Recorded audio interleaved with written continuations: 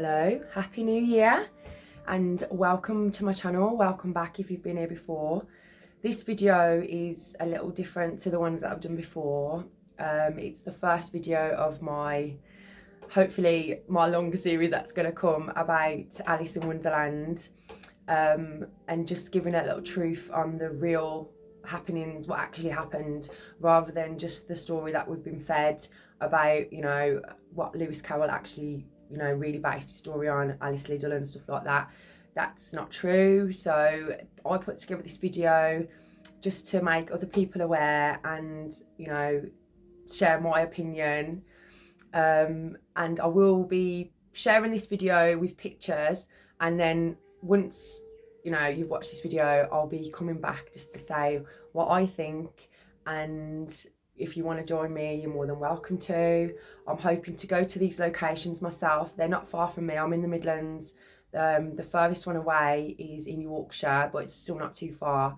So I am going to be definitely visiting these locations and doing, like, you know, boots on the ground videos, to hopefully prove some of my theories.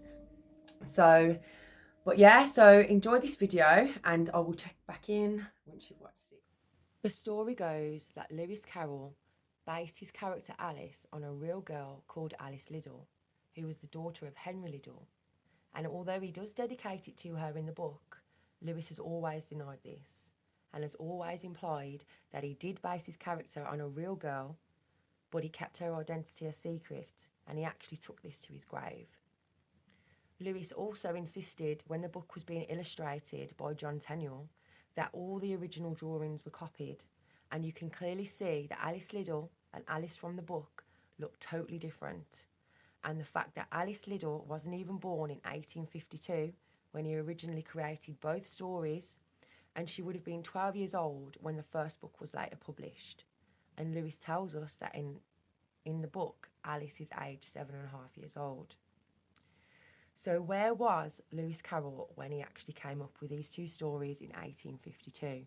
And the answer to that is Hinkleton Hall. Hinkleton Hall was owned by a wealthy landowner and business owner, Charles Woods. And Lewis Carroll went to stay there as sort of an in-house tutor, and, you know, he was just giving a bit of education to the people. As you can imagine, that was quite a popular job back then. Like, people was in between jobs, they would just go and tutor for the summer. So that's where he was. Now, none of Charles Wood's daughters were around that age. 2 of them were toddlers and one was, again, 12 years old. But there was another little girl, aged 7 or 7.5, staying at Hinkleton Hall in the summer of 1852.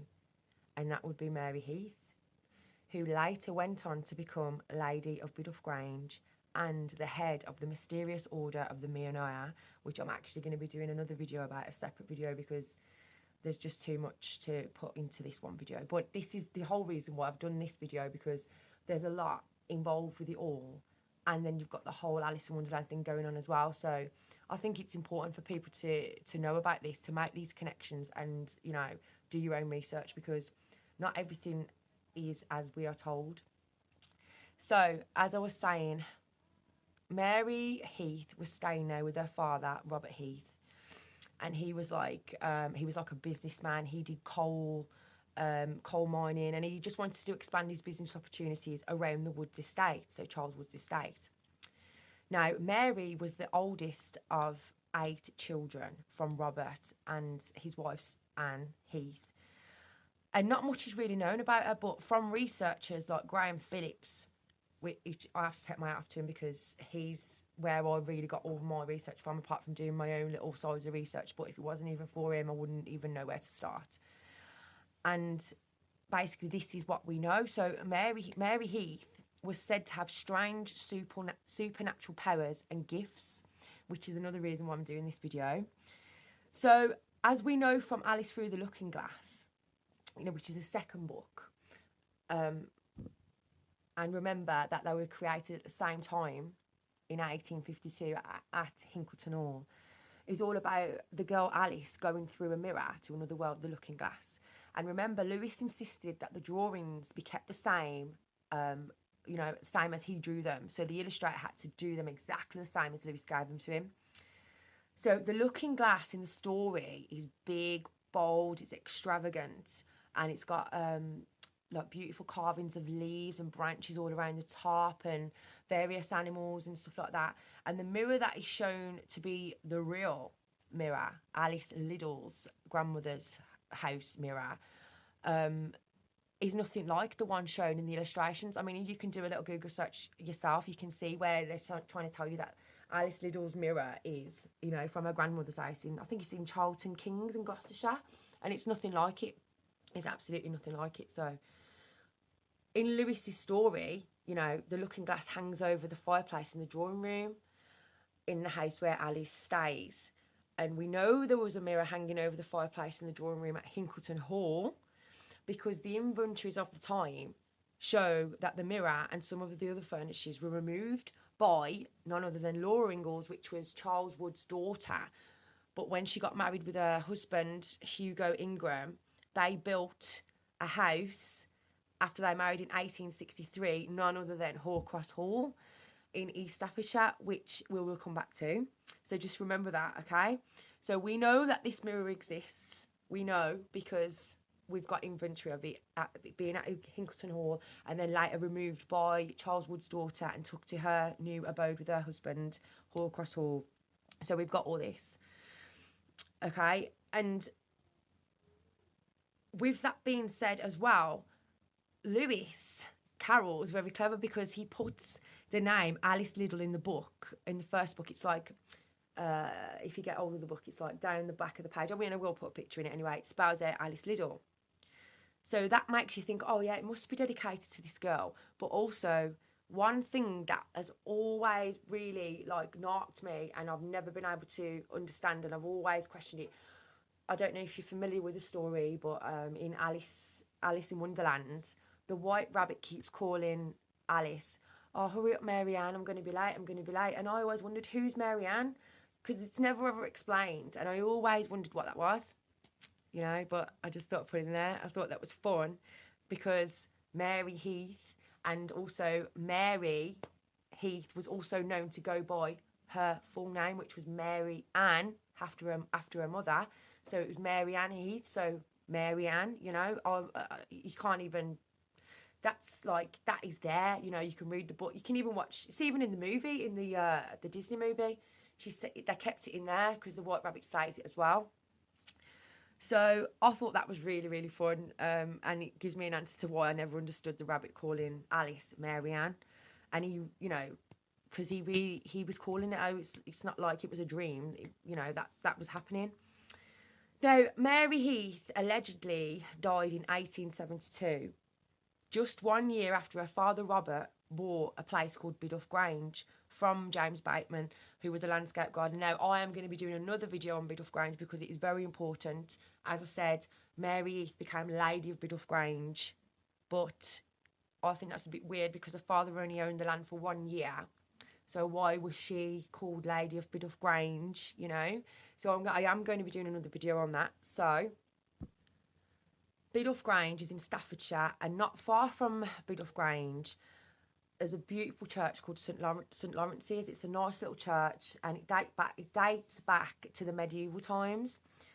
And in the 1930s, the grounds got renovated, and some medieval Templar gravestones were placed around the grounds of the outer church walls. Now, I think this is fascinating, and I'll lead on to it in a little while. Just remember that, Templar gravestones, okay? Now, inside the church are very simple, like, memorial plaques to the Heaths and to the Batemans. As I said, James Bateman and Laura Bateman, they are the people that Robert Heath bought Biddulph Grange from. You know, they own land in the area, so it makes sense why they would have memorial plaques in the church. Whereas for Mary Heath and her brother William, they have this huge, elaborate monument erected in her honour. And rather than just being regarded as a normal woman, obviously instead, she must have been very significant to be portrayed this way over her family, especially over the men in her family at that time. You know, I don't see, there's nothing showing why she should have been, you know, portrayed with such significance, because there's nothing showing what she did of significance. So I find that really, really, really like interesting, okay? Because it means something, you know. Why would you have somebody that owns coal mines and land, and then all they've got is a small plaque you'll see from the pictures, and then this woman, Mary Heath, because that's all we know, is regarded, you know, it's almost angelic, as you'll see from the pictures that I'm going to share. So it is very weird, and there's nothing known about her death either. She's meant to have died on a visit to London in 1872, aged just 28, and her remains apparently lie underneath the site of the chapel. Now, remember what I said earlier about the Templar graves, okay? Her date of death is noted as the 13th of October. So that's a strange coincidence, as you know, you might know or you might not know. This is the same day the Knights Templars met their fate. So it's there, you know, you can make what you want of it. I'm just presenting you what I've found, what Graham's found, you know, these amazing points to put together with it. Like, who was Mary Heath? Why was she Lady of Biddulph Grange? Why was she Lady of Biddulph Grange? Like, what happened to her? How did she die? Why is there nothing known about her death? And also her brother. Her brother is obviously, her and her brother are portrayed like that. So what did they do? What was going on? You know, really, what was going on? That's what I want to know. And you know, going back to Hallcross Hall, where the real mirror from Alice, you know, through the Looking Glass still hangs today, you know, it's still there. And I'll tell you a little bit about that. In 1989, the hall was bought by Steve Jones, and he acquired some of the original furnishings that had been seen in the building in the 19th century, including the mirror, and it was refurbished and placed over the fireplace in the library. Okay, the hall today is like a luxury hotel and spa, and there've been some very, very odd goings on, and like what I'm going to say next, you just won't believe it, and please go and do your own research so you can see. But guests have described hearing a child's voice, laughing, footsteps along the corridors. People have what appeared to be a little girl dressed in a blue and white pinafore, looking from the Victorians, literally looking like Alice in Wonderland. The mirror, which I'm going to share a picture as well. There's people have seen like a little girl's face in the mirror, and I'm going to share the picture so you can see. I've actually found a picture myself of the mirror with another haunting face in it, which I actually found the other day, and I'm going to be sharing that as well. So, you know, it's just like, okay, like what was going on? And also Biddulph Grange, like Graham's done a video on this, Graham Phillips. There's a lot of strange going on there. Biddulph Grange is like got an ancient Egyptian temple almost there.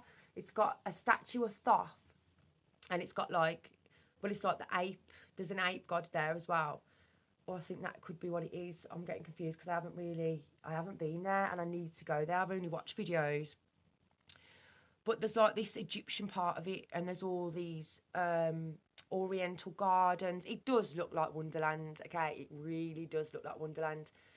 The plants, the buildings. There's one like cottage there, and it looks like the Mad Hatter's tea cottage, you know, where they had the tea party. It looks exactly the same.